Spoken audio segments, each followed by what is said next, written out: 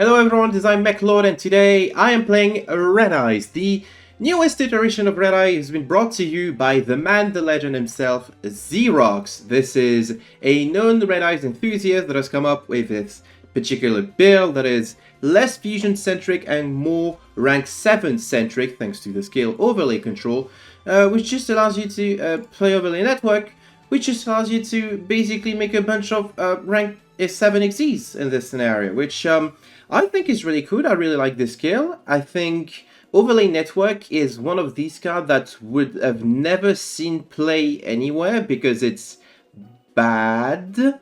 If you have to put it in your deck and open it and as a top deck, it's garbage. But as a card that starts on your field for basically free, just taking your skill slots, this is great. This is exactly the kind of skill design that I can get behind. So kudos to that. I've seen a lot of innovative lists using this skill. Of course, there's a Sue ships that will, run to this skill like the parasites that they... That's not very nice. Of course, there's Sue ships, there's Zonomats. I've seen some Super Quants list, Medolcias. I've seen Thunder Dragon variants, which obviously I think Revolution Deflow is still better because this skill is just ridiculous and allows you to shit out a Beatrice for basically free. But this is pretty cool too, and it's basically a lot of like stuff you can do with this skill, and apparently Red Eyes is one of those. So how does this work? Well, you get any of your level 7s on the field. Vishuddha is basically a free special. Red Eyes Black Meteor Dragon is not just a Boral Link card actually, but it can pitch a Red Eyes from deck to grave, special itself, become level 7, and then you can use Overlay Network to bring back a Red Eyes, which if you've opened Piercing the Darkness allows you to draw a card. This card can be a Blackstone of Legend that can also summon a Red Eyes from deck, or recycle your Red Eyes into the deck for the Red Eyes Fusion finisher that you can go for on your second turn. Thanks to the Black Meteor Dragon, you can search it also. It can even be Darkroom of Nightmare, which is a really funny card that does burn damage every time your opponent takes burn damage, which is a really funny thing to happen. You could also get Black Metal Dragon, which worst case scenario it can search a Black Meteor Dragon. Best case scenario it can get the Red Eyes Fang with Chain, which is still pretty good disruption. Not one for one Into the Void that to help you draw throughout your deck. Card of the Soul can search Red Eyes Black Meteor Dragon and Tiny Spirit Vishuddha, which is also pretty interesting. And the game plan is basically just make as many Red Eyes Flare Metal Dragons as possible.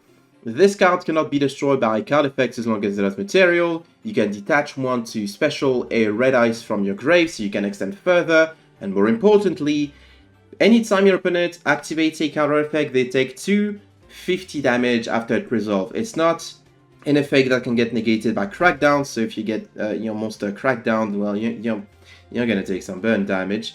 And it quickly scales up. If you only have one Red Eyes Flare Metal Dragon, that means your opponent can only activate 16 cards, if I'm not mistaken, with a starting life pool of 4,000 before they die. If you have Red Eyes Flare Metal and Darkroom of Nightmare, you burn your opponent for 400 for every time they activate a card, which means that they can basically activate only 9 cards before they die. If you have double Red Eyes Flare Metal, they take 500 for every card that they activate, which is starting to be a little too much for some decks to deal with, right? That's basically this deck's game plan. You make a bunch of Red Eyes Flare Metal Dragon, you burn your opponent, and then you finish them off with Meteor Black Comet Dragon thanks to the Red Eyes Fusion that you searched. I don't think I've forgotten anything.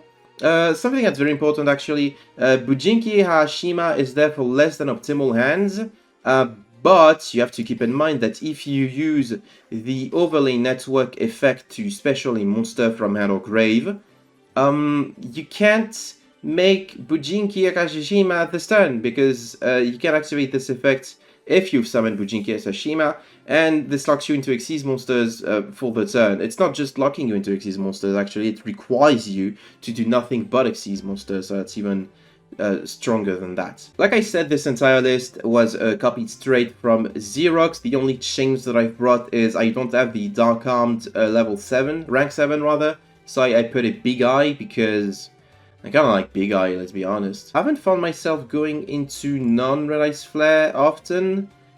Big Eye is pretty cool. Volo is there. I guess it can help you get over big beaters. Draco side is kind of neat as a turn 1 option that can be destroyed by battle or card effects because of the tokens. I like Draco Sack, I just think it's one of the coolest cards of all time. But yeah, that's basically just the deck. Let me show you how it performs. This here first duel is a Dumont mirror match, but I'm on Red Eyes, and my opponent isn't on Star Seraphs. Can you believe this? I am lucky enough to go first in that scenario, so I can showcase exactly how this deck plays on the go. So as you can see, I've opened Piercing the Darkness, I've opened one Red Eyes Enabler, another one that can summon straight from deck, Into the Void, which can maybe get me into a Vishuddha if I'm lucky enough. This is probably the least good card in this deck overall, but I gotta do what we gotta do. So my skill is going to activate Overlay Network. I'm just going to go for Black Meteor Dragon Special itself, pitch a Red Eyes into the graveyard, Piercing the Darkness, into Blackstone of Legend. Blackstone of Legend tribute itself to get a Red Eyes, a Black Dragon, draw a card. It is a Red Eyes Fusion. At this point, I kind of messed up because I can no longer activate Into the Void in that scenario, so that sucks.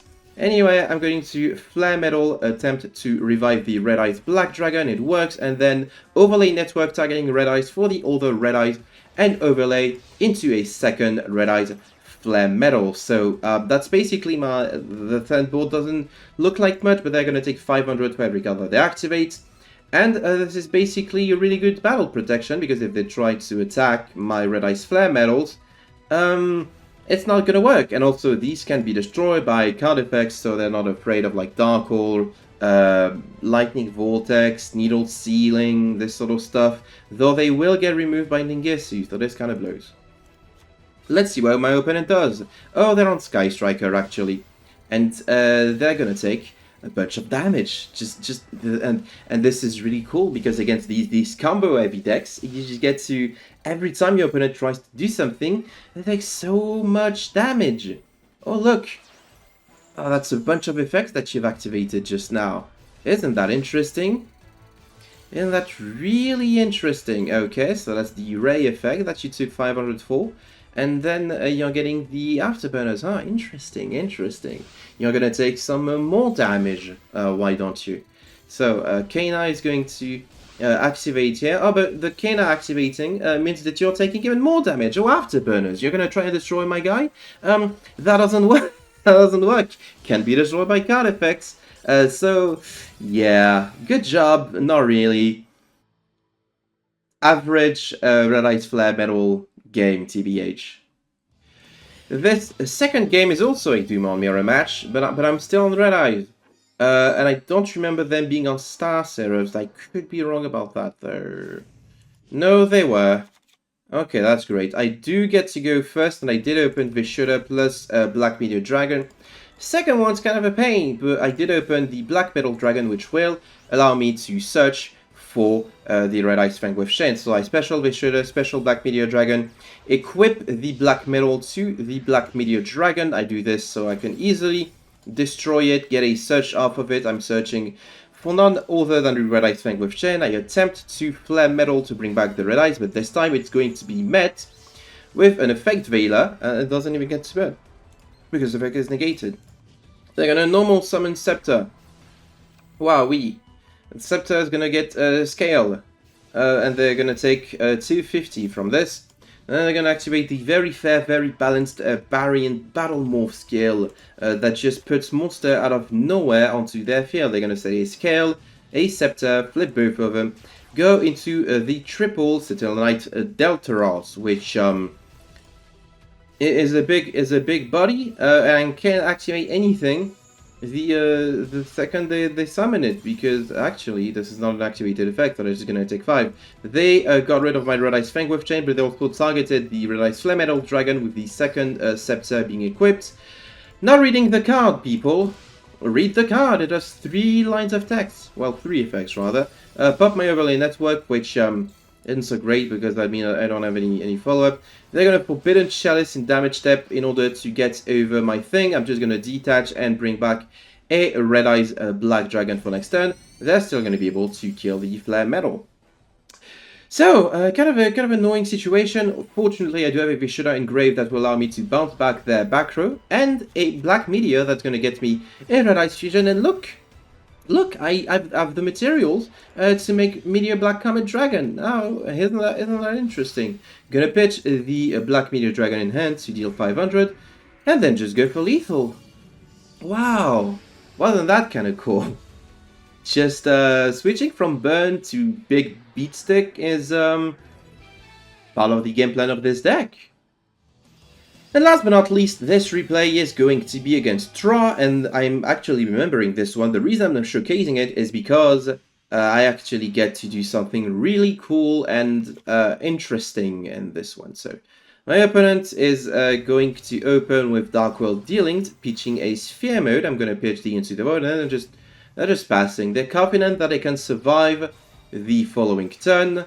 I don't think that they can. I'm not sure that they can. Gonna get the Vishuddha with the Card of the Soul. Special summon it, then Blackstone of Legend, tributing it for a Red Eyes Black Dragon. Draw a card thanks to Piercing the Darkness. It is 1/1.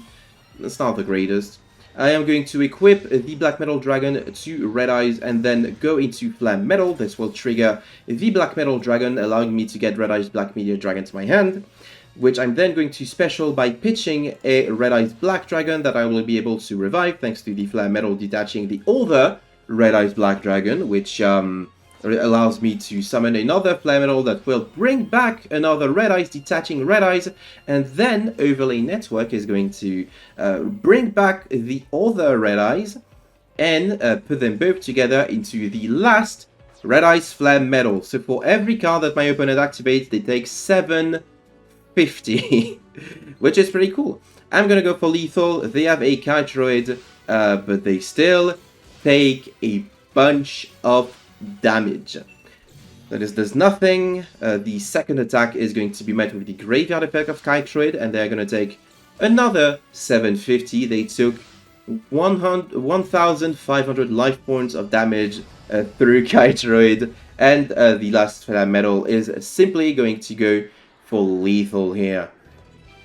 So that was pretty fun. That was the famed triple Red Ice Flare Metal setup that is pretty hard to deal with.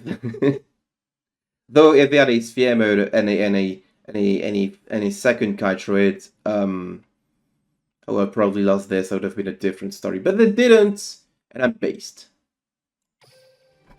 So that's the deck. Is it good? Is it fun? Yeah. It is pretty fun.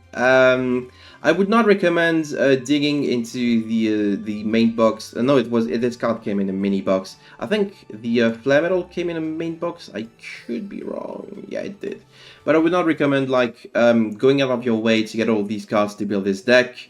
It's fun, but it's not really all that good. The Flare Metals, while they're protected from destruction by card effects, you know, they are not protected against Forbidden Chalice that pretty much renders them sort of useless and defenseless. So yeah, it's a fun deck, but it's not even a rogue competitor in the current metagame. I'd say this is more of a meme burn kind of option than the real strategy. As for whether or not it's better than Red Eyes Reverse, it's different. I'm not sure if you'd call it better, but it certainly feels more consistent, but less explosive.